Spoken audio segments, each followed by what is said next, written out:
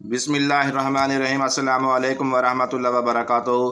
पेशावर ज़ल्मी के कप्तान बाबर आजम ने एलिमिनेटर 1 में इस्लामाबाद यूनाइटेड को शिकस्त देने के साथ T20 क्रिकेट का एक अहम और बड़ा रिकॉर्ड अपने नाम कर लिया है। ये रिकॉर्ड बाबर आजम ने इस्लामाबाद यूनाइटेड के खिलाफ बैटिंग करते हुए 35वां रन लेकर बनाया है। दोस्तों, वीडियो में आगे बढ़ने से पहले आपसे गुजारिश है कि वीडियो को लाइक और शेयर कर दें। चैनल पर नए हैं तो चैनल को सब्सक्राइब कर दें, साथ दिए गए घंटी के बटन को दबा दें ताकि PSL की अपडेट्स आपको बर वक्त मिलती रहे। पेशावर ज़ल्मी के कप्तान बाबर आजम T20 क्रिकेट में तेज़ तरीन 9000 रन बनाने वाले क्रिकेटर बन गए हैं। बाबर आजम ने 245 इनिंग्स में 9000 रन मुकम्मल किए हैं। इससे कबल वेस्ट इंडीज़ के क्रिस गिल ने 249 इनिंग्स में 9000 रन मुकम्मल किए। भारत के विराट कोहली ने 271 इनिंग्स खेलकर 9000 रन बनाए हैं।